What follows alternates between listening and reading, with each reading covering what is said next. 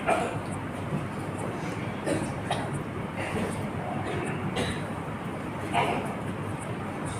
علیکم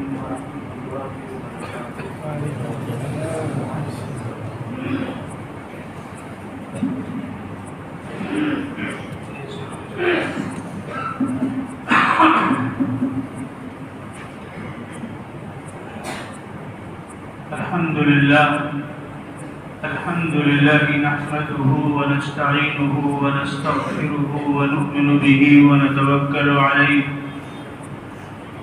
ونعوذ بالله من شرور أنفسنا ومن سيئات أعمالنا من يهده الله فلا مضل له ومن يضلله فلا هادي له ونشهد أن لا إله إلا الله وحده لا شريك له ونشهد أن سيدنا ومولانا وحبيبنا وشفيعنا ونبينا محمدا عبده ورسوله أما بعد قال الله عز وجل في القرآن المجيد والفرقان الحميد أعوذ بالله من الشيطان الرجيم بسم الله الرحمن الرحيم وإن تعدوا نعمة الله لا تحصوها إن الله لغفور رحيم صدق الله العظيم.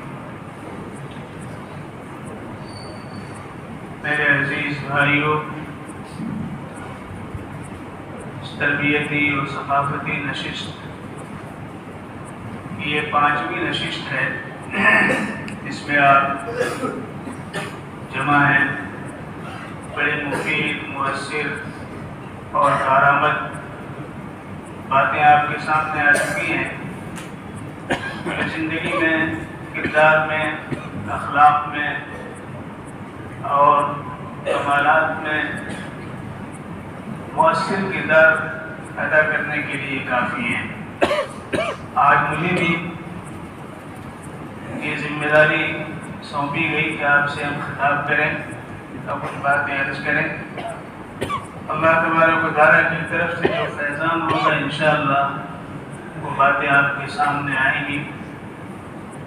سب سے پہلی بات تو یہ ہے کہ اللہ رب العزت نے ہم پر بڑا احسان فرمایا ہے. یہ کھلی حقیقت ہے. اگر رب کریم ہمیں جانور بنا دیتے، مٹی بنا دیتے، ہمیں پہاڑ و پتھر بنا دیتے، پانی بنا دیتے، تو ہمارا اس میں کوئی بس نہیں تھا، کوئی اختیار نہیں تھا. لیکن اللہ رب العزت نے ان سب کے باوجود، ہماری طلب نہ ہونے کے باوجود، اس مالک نے ہمیں انسان بنایا اور انسانوں میں اشرف المخلوقات بنانے کے لیے اس نے ہمیں اپنے کرم سے نوازتے ہوئے ایمان کی دولت سے مالا مال کیا. پھر ایک بات اور میں عرض کرتا ہوں کہ افضل اور مفضول، افضل کون ہے؟ جو محتاج الیہ ہوتا ہے، اور مفضول وہ ہے جو محتاج ہوتا ہے. جس کو دیا جائے وہ مفضول ہے، اور جو دے وہ افضل ہے. اسی لیے یہ بھی کہا گیا الید العلیٰ خیر من الید السفلیٰ، اوپر کا ہاتھ نیچے کے ہاتھ سے بہتر ہے.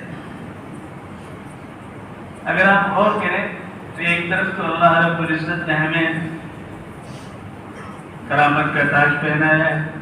وَلَقَدْ كَرَّمْنَا بَنِي آدَمَ وَحَمَلْنَاهُمْ فِي الْبَرِّ وَالْبَحْرِ وَرَزَقْنَاهُمْ مِنَ الطَّيِّبَاتِ وَفَضَّلْنَاهُمْ عَلَى كَثِيرٍ مِّمَّنْ خَلَقْنَا تَفْضِيلًا. اللہ رب العزت نے کرامت بخشی، عزت بخشی بنی آدم ہونے کی حیثیت سے، اور خشکی اور تری میں اس نے ہمیں سواری عطا فرمائی تاکہ ہمیں سہولت مل سکے، عزت مل سکے، کرامت مل سکے.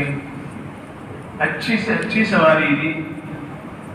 والخیل والبغال والحمیر لترکبوها وزینہ وَيَخْلُقُ مَا لَا تَعْلَمُونَ، اللہ نے آج تک جتنی سواریاں ان کی جس قسم کی شکلیں بھی آئی سب اس میں آ گئی، يَخْلُقُ مَا لَا تَعْلَمُونَ، اور وہ پیدا کرے گا ایسی ایسی سواریاں تمہیں دے گا جس کا تمہیں پتہ نہیں ہے اور علم نہیں ہے۔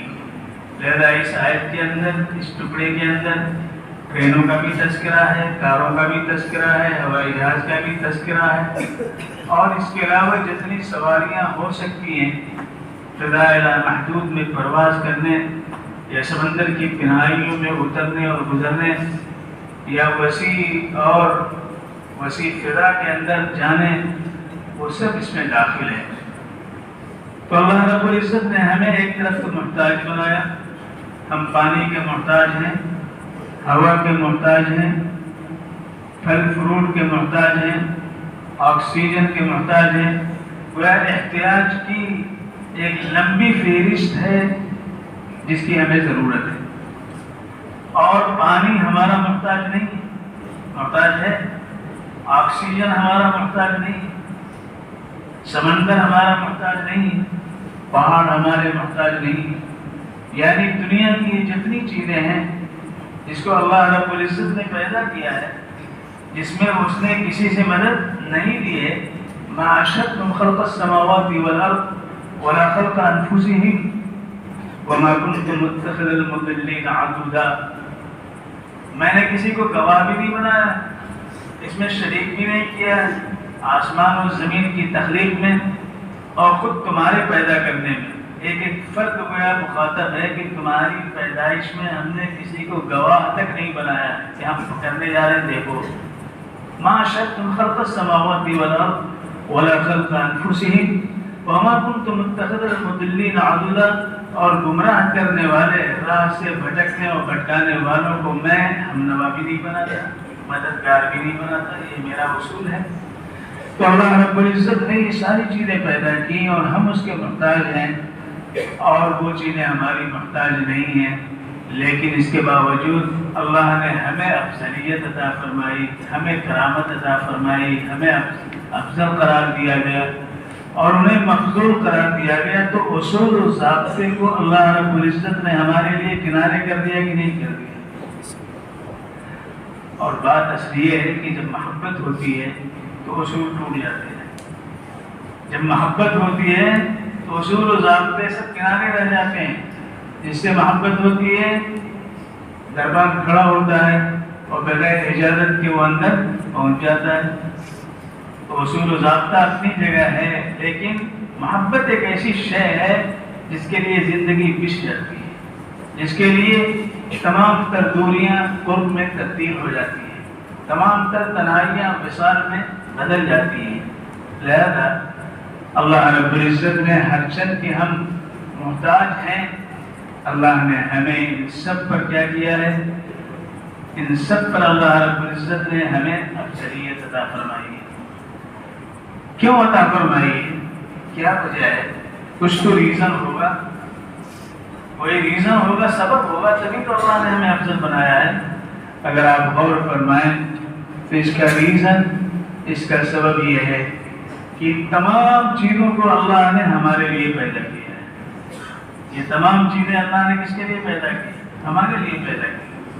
اللہ خلق السماوات والارض وانزل من السماء ماء فاخرج به من الثمرات رزقا لكم وسخر لكم الفلك لتجري في البحر بأمره وسخر لكم الأنهار وسخر لكم الشمس والقمر دائبين وسخر لكم الليل والنهار وآتاكم من كل ما سألتموه وإن تعدوا نعمة الله لا تحصوها إن الإنسان لظلوم كفار۔ اللہ وہ ہے جس نے آسمانوں اور زمین کو پیدا کیا، اللہ وہ ہے جس نے آسمان سے پانی برسایا، نازل کیا، اللہ وہ ہے جس نے کشتیوں کو، جہازوں کو تمہارے لیے مسخر کر دیا کہ ایک ملک سے دوسرے ملک تک تمہارا کارگو پہنچے اور تم پہنچ سکو، سفر کر سکو۔ اللہ وہ ہے جس نے دریاؤں کو، سمندروں کو تمہارے لیے مسخر کر دیا۔ اللہ وہ ہے جس نے لیل و نہار کو تمہارے لیے مسخر کر دیا کہ لگے ہوئے ہیں، اس سے سرے منہ ادھر ادھر نہیں جا سکتے۔ اللہ وہ ہے جس نے سورج اور چاند کو ہمیشگی کے لیے تمہارے لیے مسخر کر دیا کہ آج سے 1 سال پہلے آج کی شام کو آفتاب جس لمحے غروب ہوا تھا، آج اسی لمحے آج بھی غروب ہوا کہ نہیں ہوا۔ اتنا پابند ہے کس کے لیے؟ آپ کے لیے، تاکہ آپ وقت پر مغرب کی نماز ادا کر سکیں، فجر کی نماز وقت پہ ادا کر سکیں، اسی وقت وہ نکلنا ہے۔ آپ کی نماز کا وقت نہ بدل جائے، آپ اپنی نماز کے وقت میں کسی اختلاف کا شکار نہ ہو جائیں۔ سورج اور چاند اور ستارے اور دن اور رات، یہ ساری چیزیں جو ہیں پابند ہیں، الرٹ ہے کس کے لیے؟ آپ کے لیے، آپ کے لیے الرٹ۔ تو یہ ساری چیزیں اللہ رب العزت نے آپ کے لیے پیدا کیا، اور آپ کو کس لیے پیدا کیا؟ اپنی ذات کے لیے۔ کس کے لیے پیدا کیا؟ اپنی ذات کے لیے پیدا کیا۔ وما خلقت الجن والانس الا ليعبدون ما اريد منهم من رزق وما اريد ان يطعمون ان الله هو الرزاق ذو القوة المتين۔ اللہ رب العزت نے ہمیں اپنے لیے جب پیدا کیا تو وہ شہنشاہ کائنات ہے، اس نے ہمیں اپنا بنا لیا، تو ہم افضل ہو گئے کہ نہیں ہو گئے؟ ہم افضل ہو گئے، مفضول تھے، ہم محتاج تھے۔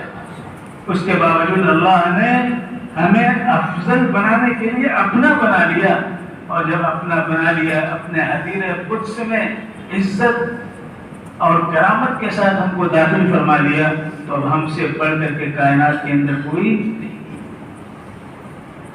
پھر اس کے ساتھ ساتھ اس مالک نے ہم پر جو انعام کیا، آپ تھوڑی دیر کے لیے غور کیجئے۔ ہم سانس لیتے ہیں، حضرت حسن بصری رحمۃ اللہ علیہ فرماتے ہیں کہ یہ سانس جو ہم لیتے ہیں یہ اللہ کا عطیہ ہے، اللہ کی طرف سے بہت بڑی نعمت ہے ہمارے۔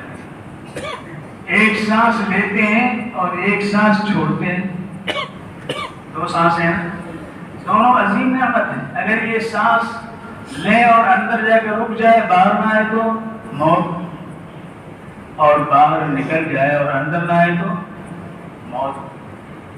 تو ہر سانس کے ساتھ موت لگی ہوئی ہے، رک جائے تو موت۔ تو اللہ رب العزت نے ہمیں ہر سانس کے ساتھ جو زندگی کے لمحات عطا فرمائے ہیں، اس مالک حقیقی نے ہمارے ساتھ احسان کیا ہے کہ نہیں کیا ہے؟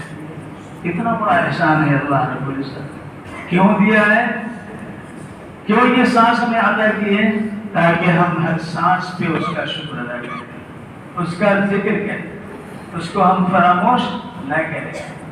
ایک ایک چیز کو وہ کاؤنٹ کرتا ہے، ہم بھول جاتے ہیں، وہ بھولتا نہیں ہے۔ احصاہ اللہ ونسوہ، اللہ نے تو شمار کر رکھا ہے، اور یہ بھول جاتے ہیں، ہم بھول جاتے ہیں۔ احصاہ اللہ ونسوہ، چھوٹی چھوٹی بات کو جو باپ و بہار زندگی میں لانے والی ہے، اللہ اس کو بھی محفوظ کرتا ہے۔ اللہ تبارک و تعالیٰ چھوڑ کر کے، بھلا کر کے اس کو عدم مبالات کی فہرست میں داخل نہیں فرماتا ہے، بلکہ ہماری چھوٹی چھوٹی باتوں کو اللہ رب العزت کاؤنٹ فرماتا ہے۔ ان اللہ لا یظلم مثقال ذرہ وان تک حسنۃ یضاعفها ویؤت من لدنہ اجرا عظیما۔ اللہ تبارک و تعالیٰ ایک ذرے کے برابر بھی ہم تلفی نہیں فرمائے۔ اگر کوئی چھوٹا سے چھوٹا حسنہ ہے، چھوٹی سے چھوٹی نیکی ہے، ذرے کے برابر ہے، ومن يعمل مثقال ذرة خيرا يره ومن يعمل مثقال ذرة شرا يره۔ اگر چھوٹی سے چھوٹی بات ہے، اللہ اس کو بڑھائے گا۔ ان تک حسنہ یضاعفها، اس لیے حضرت ابو درداء رضی اللہ تعالیٰ عنہ فرماتے ہیں کہ ان البر لا یبلا وان الاثم لا ينسى۔ نیکی کبھی پرانی نہیں ہوتی ہے، نیکی کبھی پرانی نہیں ہوتی ہے، اور گناہ بھلایا نہیں جاتا ہے۔ لہذا کوئی برائی کرتا ہے، کوئی غلط کام کرتا ہے، کوئی بدی کا ارتکاب کرتا ہے تو یاد رکھیے اس کی لذت وقتی ہوتی ہے اس کی لذت وقتی ہوتی ہے، لیکن گناہ چپک جاتا ہے، وہ قبر میں اور جہنم تک پرسرات ہر جگہ موجود رہے گا۔ لذت کیا ہے؟ شراب پینے والا شراب پیتا ہے، لذت تھوڑی سی، لیکن یہ گناہ اس کی ذات کے ساتھ چپک جاتا ہے۔ ایسی نیکی جو ہے اس میں مشقت ہے، نیکی میں مشقت ہے، لیکن وہ مشقت وقتی ہے اور اس کا فائدہ کیا ہے؟ دائمی ہے۔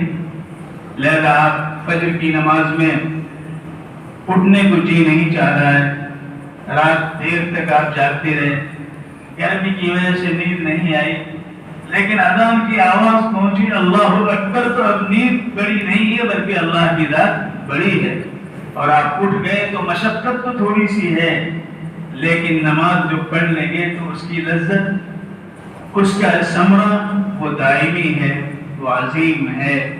اسی لیے چھوٹی سی چھوٹی کوئی بات اس کو چھوٹی نہیں سمجھنا چاہیے۔ آپ نے پڑھا ہوگا دو خواتین، دو عورتوں کا قصہ، حدیث شریف میں صحیحین کی حدیث ہے کہ اللہ کے رسول نے فرمایا کہ ایک خاتون نے ایک پیاسے کتے کو پانی پلا دیا تو اللہ نے اس کے لیے جنت کا فیصلہ کر دیا۔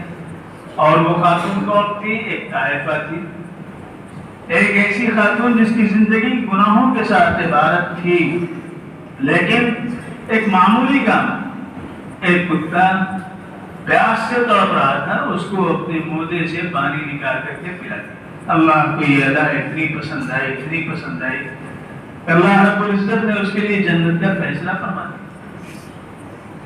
ہارون رشید کی بیوی ہے حضرت زبیدہ، جنہوں نے نہر زبیدہ بنائی۔ انہیں جب یہ معلوم ہوا کہ حج کے زمانے میں عرفات میں، مزدلفہ میں، منی میں پانی کی قلت کی وجہ سے ہزاروں حجاج ختم ہو گئے، شہید ہو گئے پانی کی قلت کی وجہ سے، تو انہیں بڑی فکر ہوئی، اور یہ سوچا کہ ہمیں کچھ کرنا چاہیے۔ زبیدہ نے ہارون رشید سے کہا کہ میں یہ چاہتی ہوں کہ ایک نہر نکالی جائے اور اس سے پانی عرفات تک پہنچایا جائے، لیکن شرط یہ ہے کہ جتنا خرچ آئے گا میں ذاتی اس پہ خرچ کروں گی۔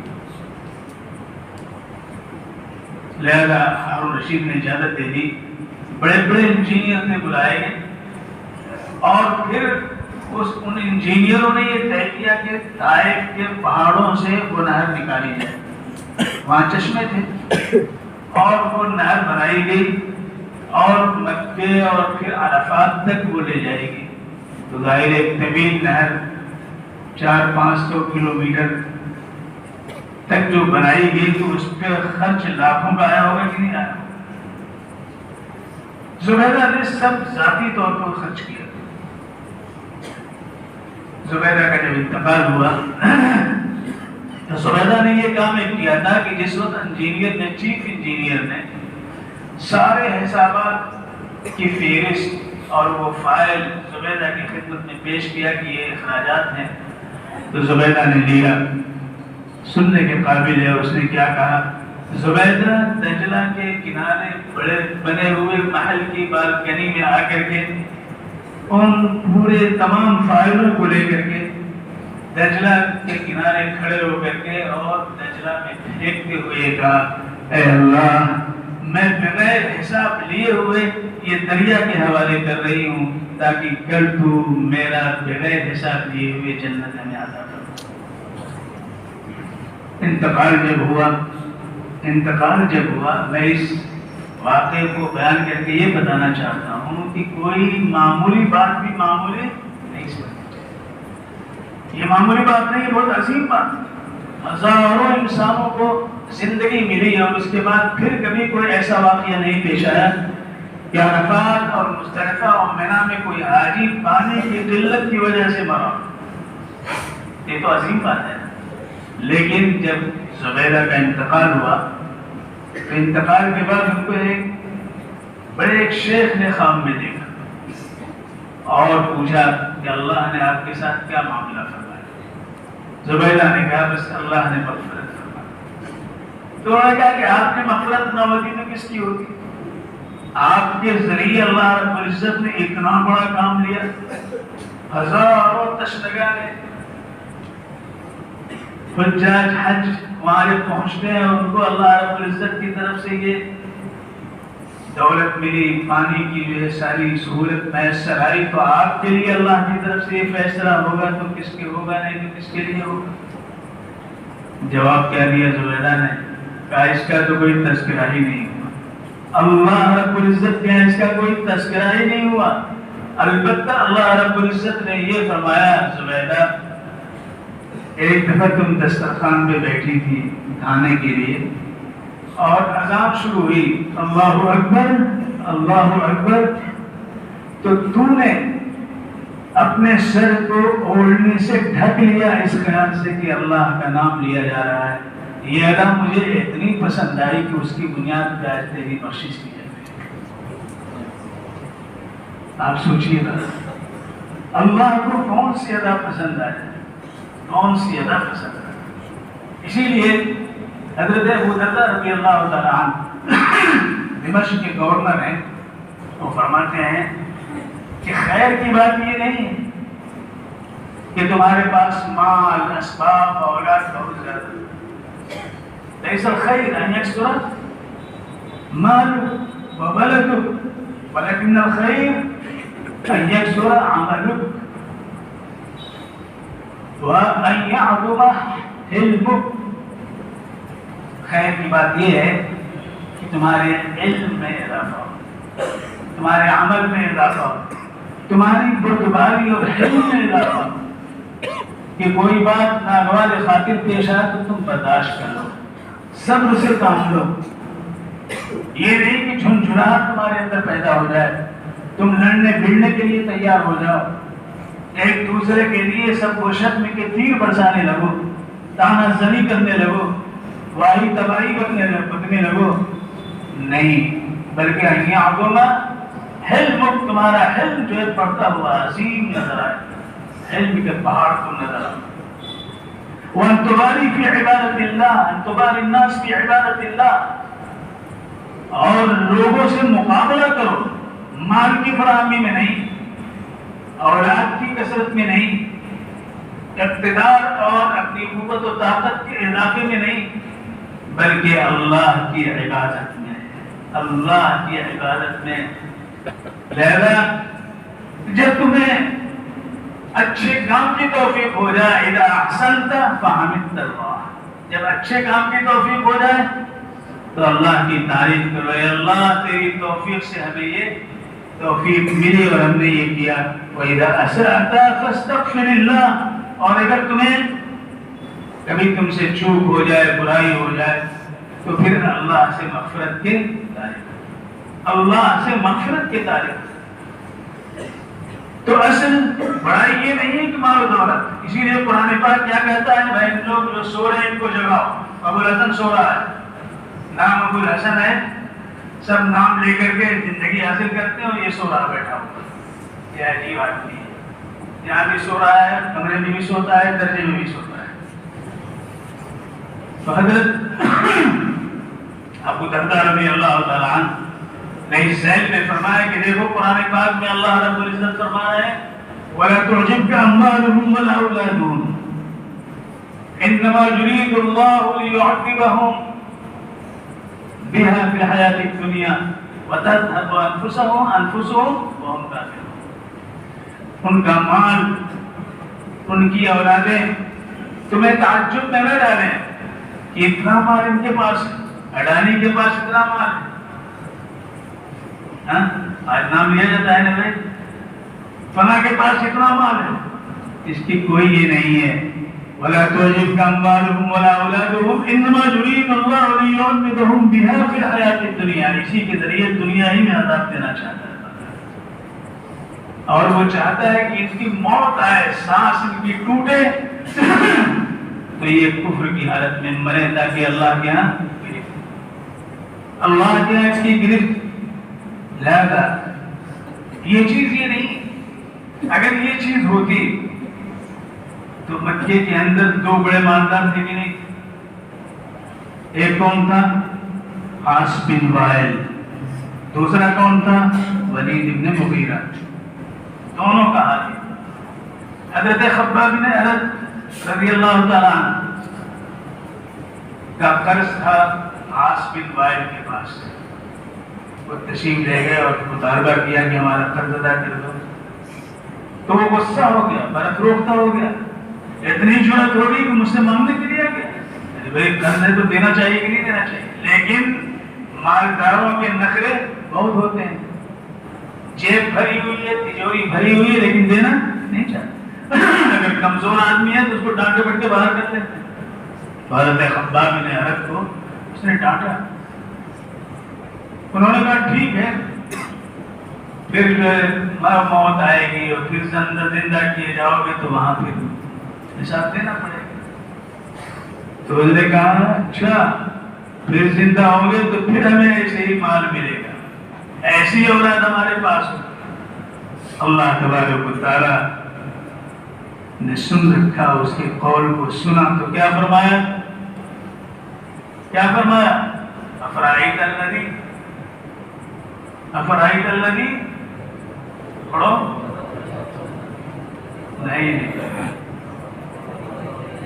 افرائیت الذی کفر بآیاتنا وقال لأوتین مالا وولدا اطلع الغیب ام اتخذ عند الرحمن عهدا کلا سنكتب ما يقول ونمد من العذاب مدا ونرثه ما يقول وياتينا فردا۔ آپ نے دیکھا اس شخص کو جس نے کفر کیا، ہماری آیتوں کا انکار کیا، ہماری نشانیوں کو نہیں مانا، اور یہ کہہ رہا ہے کہ ہمیں تو پھر دیا جائے گا، مال اور اسباب اور اولاد سب ہم کو ملیں گے۔ اللہ کے ہاں اگلے سے دیا ہے کیا؟ اللہ کے ہاں تو میثاق دستاویز لکھوا کے لے آ رہے ہیں، غیب سے جھانک کر کے اس نے دیکھ لیا کہ اس کو ملے گا؟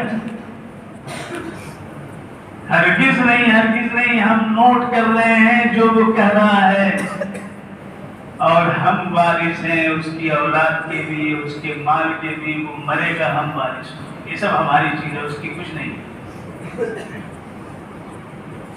لہذا عزت و کرامت اللہ کی ہے۔ ولید ابن مغیرہ اپنے آپ کو کیا کہتا تھا؟ یکتا ابن یکتا، وحید ابن وحید، یعنی مال میں، اسباب میں میں ہوں یکتا۔ کون ہے مکے کے اندر میرے برابر؟ میرا باپ مغیرہ بھی اچھی۔ اس کے بارے میں مفسرین نے لکھا ہے کہ سالانہ آمدنی اس کے باپات کی 1 کروڑ دینار، 1 کروڑ دینار اس کی آمدنی۔ دماغ خراب ہوا کہ نہیں ہوا؟ دماغ خراب۔ اللہ کے رسول صلی اللہ علیہ وسلم پر جب سورہ حامیم سجدہ کا نزول ہوا، سورہ حامیم، تو اس وقت اس نے جو بات کہی اس کا ایک ٹکڑا عجیب و غریب ہے۔ وہ کہتا ہے کہ ایسا کلام ہے کہ اس کی بلند شاخیں مثمر ہیں اور اس کی جڑیں جو ہیں وہاں سے پانی جاری ہیں، یعنی سدا بہار ہے، یہ کلام سدا بہار ہے، تسلیم کر رہا ہے۔ لیکن پہنچ جاتا ہے ابو جہل۔ ابو جہل پہنچ کر کے جو ہے، اس وقت کے میڈیا کا سربراہ کون تھا؟ ابو جہل تھا۔ پہنچ گیا، جیسے عاشا متاثر ہوا حضور صلی اللہ علیہ وسلم کے کلام سے، جو بڑا شاعر ہے، اور اس نے کہا میں تو محمد پر فدا ہوں، ان کا کلام سن کر کے میں جا رہا ہوں، ان کے ہاتھ پر ایمان لے آئے۔ ابو جہل کو پتہ چل گیا، بھاگا گیا کہ اگر یہ اسلام لے آیا تو پھر ایسی صورت میں تو پھر سب کے سب چلے جائیں گے، اتنا بڑا شاعر۔ یہ پہنچ کر کے اس نے راستے میں روکا اور سمجھایا، کہا دیکھو 200 اونٹ ہمارے یہاں پہ ہیں، سب تمہیں دے رہا ہوں، لے جاؤ، بعد میں پھر سوچنا یہ 200 اونٹ مفت میں تم کو مل رہے ہیں۔ شیطان نے پڑھا دیا، وہ سب سے بڑا شیطان تھا نا۔ الناس كانوا ابا حکم واللہ کنا ابا جہل، لوگ ابو الحکم کہتے تھے، اللہ نے اسے کیا کہا؟ ابو جہل کہا۔ تو اس نے پڑھا دیا اور عائشہ نے 200 اونٹ لے لیا اور خوشی خوشی واپس ہو گیا، نہیں آیا حضور صلی اللہ علیہ وسلم کے پاس۔ لیکن راستے میں اسے استنجے کی حاجت ہوئی، ایک پہاڑ کے درے میں گیا استنجے کے لیے، وہاں ایک سانپ بیٹھا ہوا تھا، اس نے ڈس لیا اور وہیں وہ مر گیا، ختم ہو گیا۔ تو 200 اونٹ کے رہ گئے کہ نہیں رہ گئے؟ 200 اونٹ رہ گئے اور ایمان بھی اس کو نہیں ملا۔ تو ایمان تو بھائی توفیق الہی سے ملتا ہے۔ تو ولید ابن مغیرہ جو اپنے آپ کو وحید ابن وحید کہتا تھا، اس نے جب یہ کہا کہ یہ تو ایک جادو ہے جو سر پہ چڑھ کے بولتا ہے اور ہر فرد کو متاثر کرتا ہے، تو اللہ تبارک و تعالیٰ نے کیا کہا؟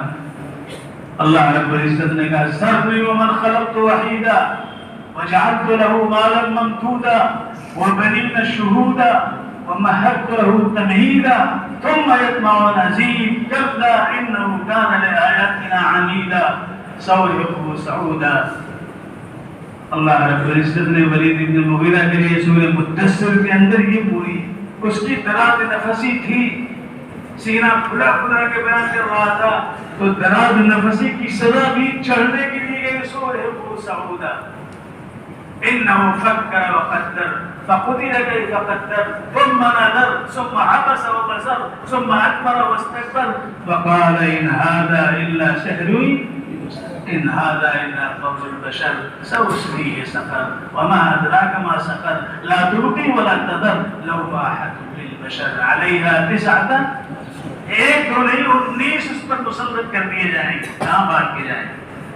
اللہ رب العزت جب گرفت فرمائیں گے تو کوئی بچ سکتا ہے؟ کوئی نہیں بچ سکتا ہے۔ تو اللہ تبارک و تعالیٰ نے عزیزوں اپنے فضل سے، اپنی عنایت سے ہمیں زندگی کے ساتھ ساتھ جو انعام ہم پہ کیا وہ کیا ہے؟ ایمان عطا کیا ہے۔ یہ کتنی بڑی نعمت ہے! ایمان اتنی بڑی نعمت ہے کہ اس کو کہیں اور حاصل نہیں کیا جا سکتا ہے۔ اور یہ ایمان دنیا ہی میں ہے، یاد رکھو، آخرت میں نہیں۔ دنیا میں، آخرت میں جنت ہے اور دنیا میں ایمان ہے۔ آخرت میں جنت ہے، دنیا میں قناعت ہے۔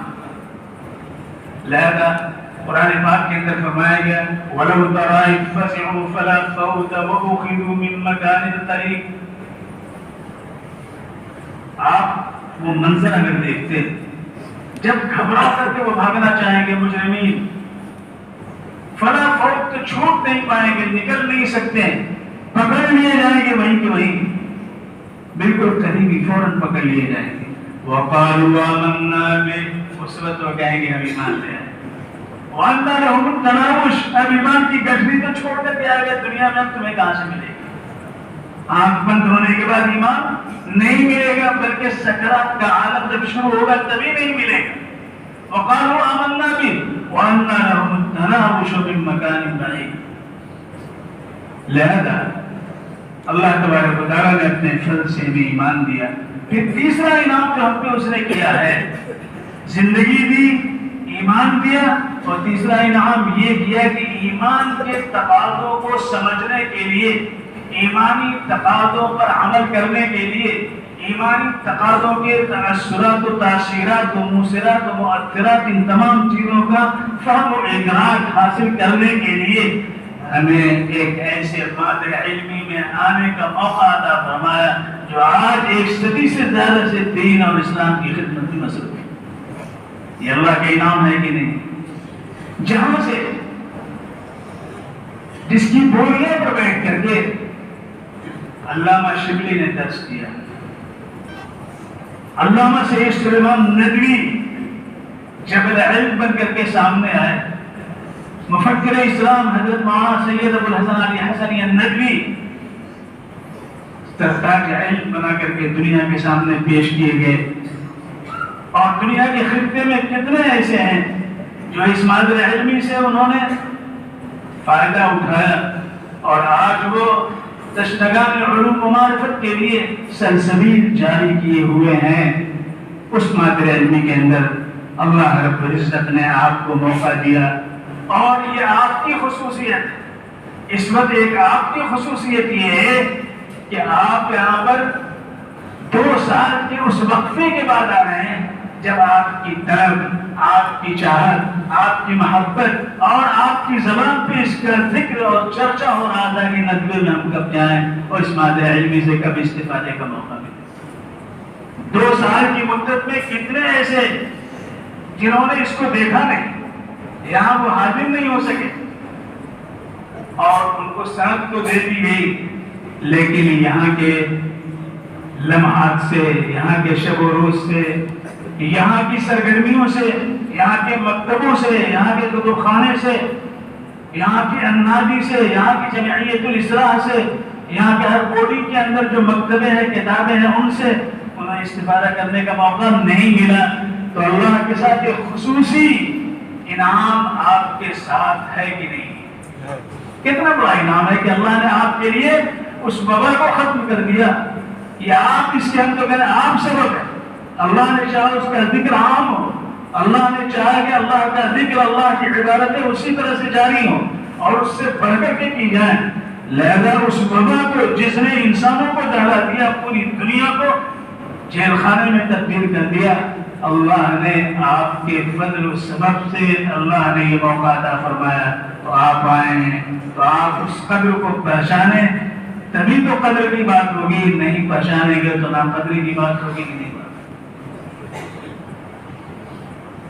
تو ہمارے اسلاف نے، ہمارے مخلصین اسلاف نے یہ ادارے قائم کیے. کیوں ادارے قائم کیے؟ تاکہ ایمان کے تقاضے پورے ہوں، ہماری نمازیں صحیح ہوں، ہماری عبادتیں صحیح ہوں، ہمارا کردار صحیح ہو. لہذا ہمیں بنانے کی ضرورت ہے کہ نہیں؟ یہ الگ بات ہے کہ دنیا نے ہمیشہ مولویوں کا مذاق اڑایا ہے کہ نہیں اڑایا. جب نبی کا مذاق اڑایا تو ہم آپ کا مذاق توڑے گئے. لہذا آج بھی نبی کو کیا کیا نہیں کہا گیا. سحر و یوسف صاحب کہا گیا، کاہن کہا گیا، کذاب کہا گیا، نہ جانے کیا کیا کہا گیا. تو آپ کو بھی کہا جائے گا. آپ کو دہشت گرد کہا جا رہا ہے، نجات پرست کہا جا رہا ہے، انتہا پسند کہا جا رہا ہے. آپ کو یہی نہیں بلکہ صورتحال یہ مانا مفتی شفیع صاحب رحمۃ اللہ نے کہا کہ مولوی فرقہ جو ایک ملامتی فرقہ ہے. نظام کہا کہ مولوی فرقہ کیا ہے؟ ملامتی، ایک ملامتی فرقہ ہو گیا. یعنی اگر وہ گوشے میں بیٹھ کر کے قال اللہ قال الرسول کے نغمے کو الاپتا ہے، تعلیم و تربیت میں لگا ہوا ہے، تو کہتے ہیں ان کو دنیا سے کچھ خبر ہی نہیں، بسم اللہ کے گنبد میں بیٹھے ہوئے ہیں، ان کو کیا پتا ہے. یہ بات کہی جاتی ہے. اور اگر وہ باہر آتا ہے، معاشرے میں کچھ کرنا چاہتا ہے، اس میں وہ مل کر کے قیادت کرنا چاہتا ہے. دیکھا مولوی صاحب کو مسجد میں ہونا چاہیے، یہ کہاں یہاں آ گئے، ان کو کیا لینا دینا ہے سیاست سے. اگر بیچارے کے پاس جو ہے وہ گوریے پہ بیٹھ کر کے پڑھا رہا ہے، لباس بھی جو ہے وہ ٹوٹا پھوٹا بہت سادہ ہے، ارے بھائی مولوی صاحب کو بھی کچھ کرنا چاہیے، کچھ ان کے لیے بھی معاش کا نظم ہونا چاہیے. دیکھیے کیسے ہیں سر. اچھا سر. اور اگر خدا نہ خواستہ اللہ کرے ہو مولویوں کے پاس پیسہ آ جائے، کار ہو جائے، میں دیکھا یہ مولوی صاحب ہے، یعنی پیبند لگا ہوا ہو، کرتا پہنے ہوئے ہو، چپل پھٹی ہوئی ہو، تب تو دل کو بڑی راحت ملے گی ان کو. اس لیے مولوی صاحب تو ایسے ہی ہونے چاہیے.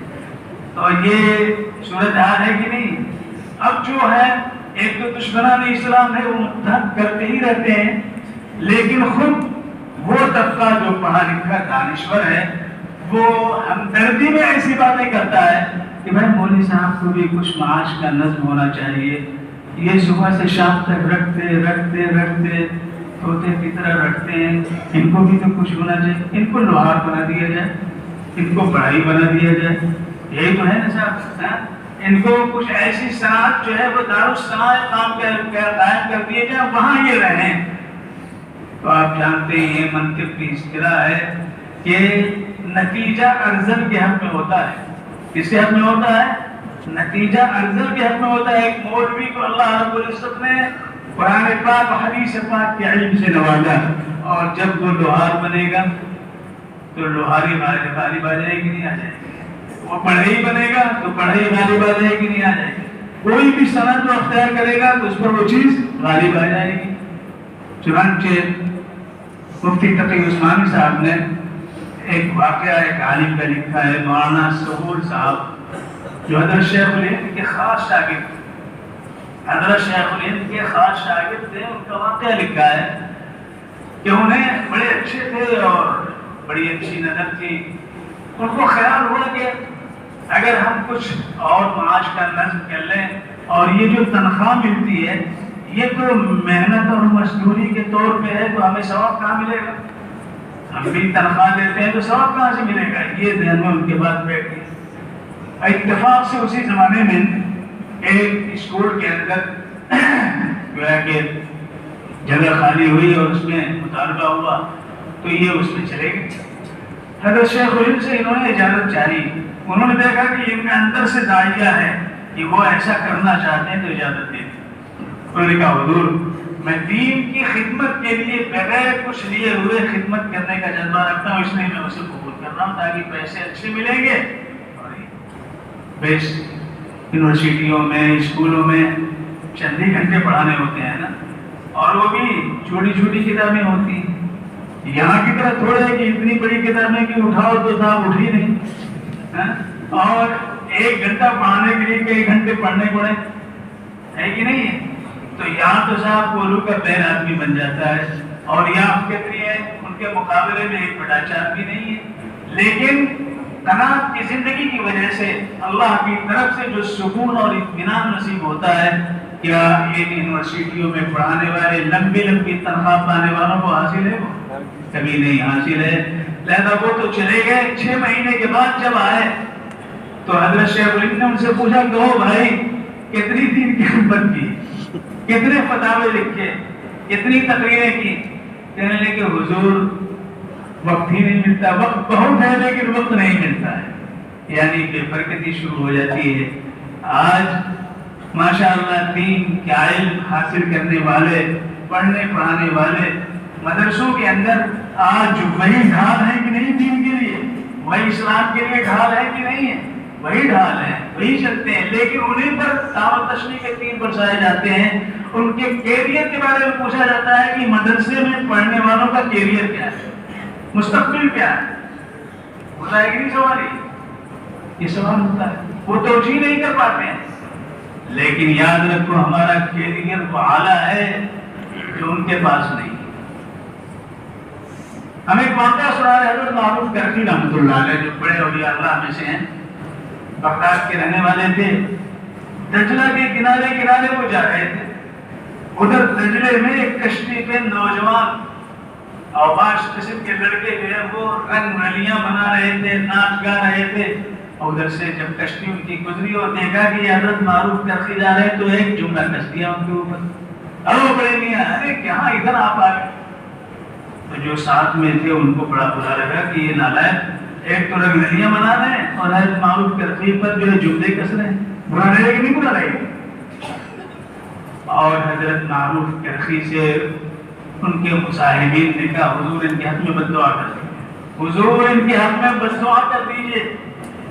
حضرت معروف کرخی نے کہا اے اللہ تو نے انہیں دنیا میں مسرت و شادمانی عطا فرمائی ہے، رب کریم ان کو آخرت میں مسرت و شادمانی عطا کر دے.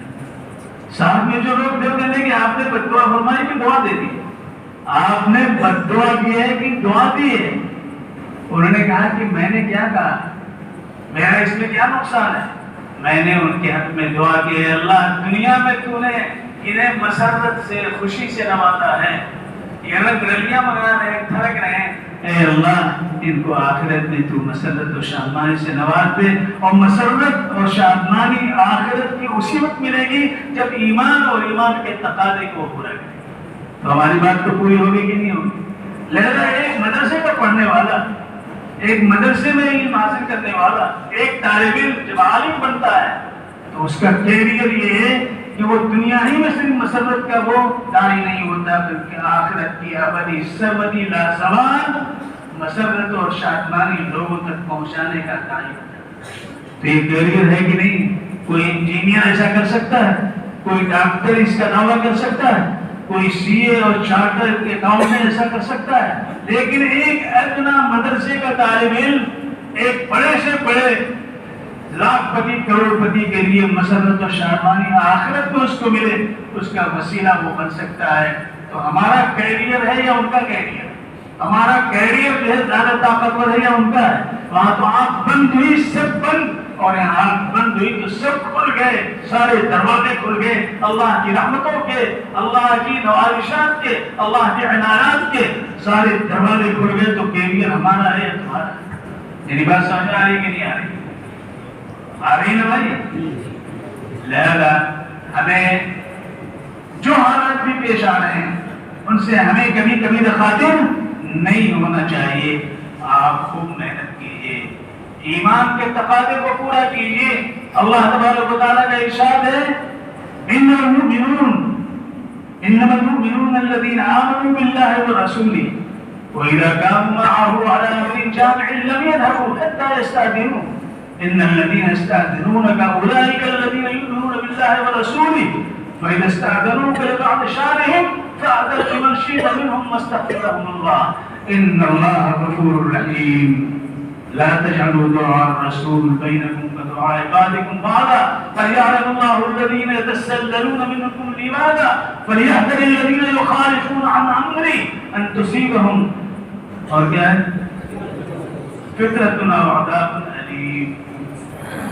مومن تو وہ ہے، اللہ تعالیٰ فرماتا ہے مومن تو وہ ہے جو اللہ اور اس کے رسول پر ایمان رکھتے ہیں، اور جب وہ آپ کے ساتھ کسی امر جامع پر جہاں جمع کیا گیا ہو، آپ کو ندوے کی چہار دیواری میں جمع کیا گیا جمع کیا گیا اور علماء ورثۃ الانبیاء ہے کہ نہیں، تو اللہ کے رسول کے تعلق سے جو بات کہی جا رہی ہے آپ کے نگراں کے تعلق سے وہی بات ہے کہ نہیں، آپ کے اساتذہ کے تعلق سے وہی بات ہے کہ نہیں، ناطق صاحب کے تعلق سے وہی بات ہے کہ نہیں، محتم صاحب کے تعلق سے وہی بات ہے کہ نہیں.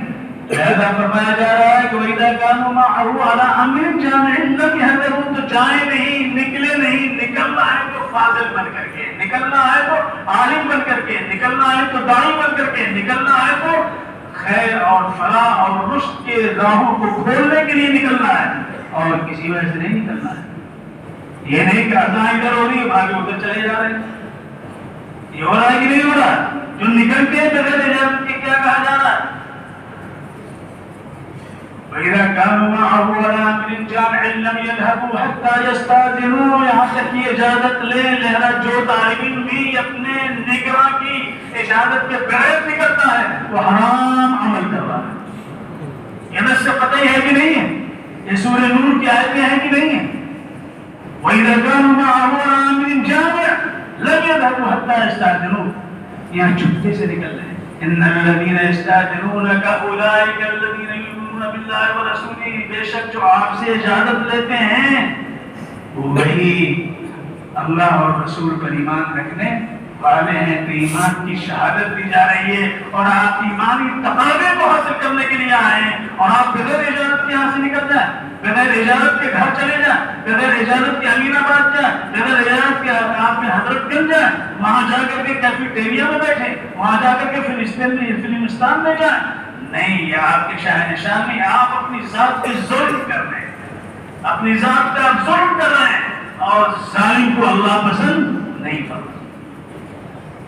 إن الذين يستأذنونك أولئك الذين يؤمنون بالله ورسوله فأذن لمن شئت. ہاں، اگر واقعی جانا ضروری ہے، بیمار ہے، دوا لینی ہے یا اور کوئی ایسی ضروری بات ہے تو آپ جس کو چاہے نگراں جس کو چاہے اجازت دیں، اور جس کو چاہے اجازت فأذن لمن شئت منهم، اور پھر ان کے حق میں دعا کرے کہ جس مقصد سے اجازت لے رہے ہیں اللہ اس میں ان کو کامیاب فرما دے. جب اجازت لے گا تبھی تو دعا پائے گا.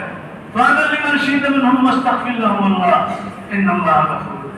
اللہ نے یہ بھی فرما دیا کہ اگر نگراں جو ہے اجازت نہ دے تو منہ سے کوئی سب کو شتم کی بات نہ کرنا، یہ کرے نہ کرنا، ارے وہ ہمیں کو موقع ہی نہیں دیا، اور اس کے نام لے کر کے عجیب بات، لا تجعلوا دعاء الرسول بینکم کدعاء بعضکم بعضا، آپس میں جس طرح ایک دوسرے کو پکارتے ہو ان کو نہ پکارنا، اس لیے کہ اللہ کے رسول کے وارث ورثہ ہے. لہذا لا تجعلوا دعاء الرسول بینکم کدعاء بعضکم بعضا فلیعلم اللہ الذین یتسللون منکم لواذا. یہاں لڑکے ایک اور حرکت کرتے ہیں، درجے میں بیٹھتے ہیں، پیچھے بیٹھتے ہیں، اور کسی کے نام پر حاضری بول کے چپکے سے کھسکتے کھسکتے کھسکتے درجے سے باہر چلے جاتے ہیں. آپ تو سب نئے ہیں، اللہ کرے اس علت سے آپ فارغ ہوں، اس علت سے آپ محفوظ ہوں، لیکن ہماری آنکھوں نے دیکھا ہمارے اساتذہ آ کے شہادت دے سکتے ہیں کہ کتنے ایسے ہیں کہ صاحب حاضری دی اور چپکے سے نکل گئے. قرآن پاک کیا کہہ رہا ہے؟ لا تجعلوا دعاء الرسول بينكم كدعاء بعضكم بعضا قد يعلم الله الذين اللہ کو معلوم ہے جو چپکے سے کھسک کر کے نکلتے ہیں دردے سے. يتسللون منكم لواذا ایک دوسرے کا وہ آڑ بنا کر کے نکلتے ہیں. يتسللون منكم لواذا لہذا بچے رہو. فليحذر الذين يخالفون عن امره لہذا یہاں جو کچھ ہے وہ قرآن پاک اور سنت رسول کے آئینے میں اس کو جو ہے بنایا گیا ہے, اس کو سجایا گیا ہے. جو بھی ترتیب یہاں پر ہے لہذا اس کے خلاف کرنا یہ اللہ کی مخالفت ہے کہ نہیں. لہذا ڈرے وہ شخص, پرہیز کرے, اپنے آپ کو بچائے اللہ کے حکم کی خلاف ورزی کرنے سے. فَلْيَحْذَرِ الَّذِينَ يُخَالِفُونَ عَنْ أَمْرِهِ أَن تُصِيبَهُمْ فِتْنَةٌ آزمائش میں کہیں وہ نہ پڑ جائے.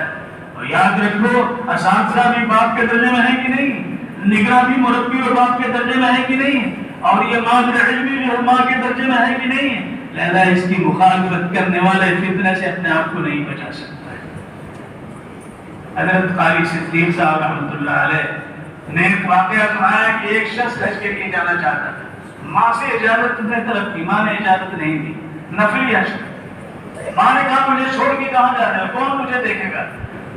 بچے نے کہا نہیں ماں میں تو حج کرنے جاؤں گا, قافلہ جا رہا ہے. اس زمانے میں قافلے جاتے تھے, لہذا مجھے اجازت دے. ماں نے اجازت نہیں دی. وہ تیار ہو گیا جانے کے لیے, جانے لگا تو ماں نے ایک جملہ کہا, اے اللہ اسے کسی آزمائش سے دو چار کر. ایک جملہ سے وہ گیا. قافلہ آگے جا چکا تھا, رات ہو گئی تو ایک دیہات میں قیام کیا, مسجد میں جا کے ٹھہر گیا. رات میں چوری ہوئی کسی گھر میں, لوگ جگ گئے اور چوروں کو دوڑایا تو ایک چور سیدھے مسجد میں داخل ہوا اور کھڑکی کے ذریعے کود کر کے چلا گیا. لوگ پیچھے سے آئے تو دیکھا کہ ماشاءاللہ تہجد بھی پڑھ رہے ہیں, چوری بھی کر رہے ہیں.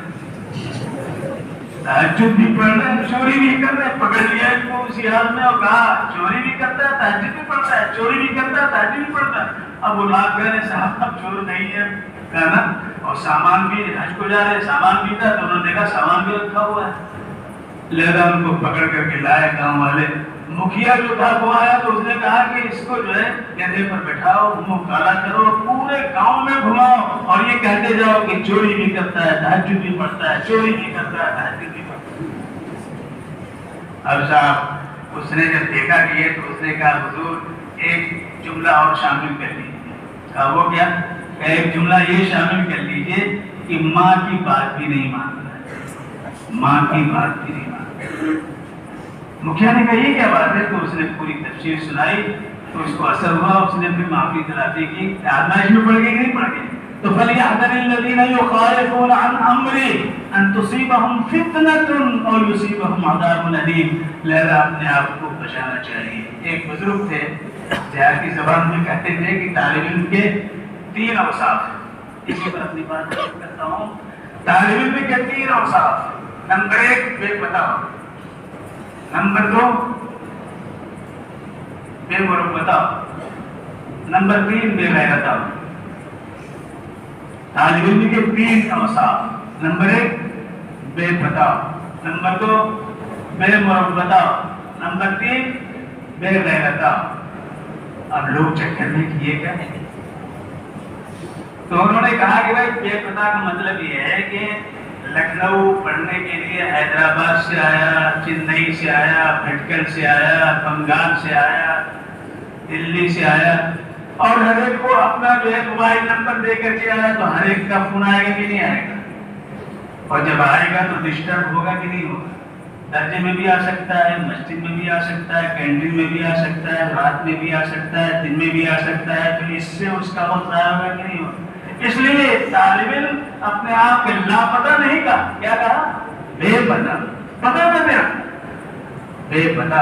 آج یہ آپ نے سنا کہ نہیں کہ حضرت مختوم بہاری رحمۃ اللہ علیہ آئے پڑھنے کے لیے تو جتنے خطوط آتے تھے گھڑے پہ ڈالتے جاتے تھے, کسی کو پڑھتے ہی نہیں.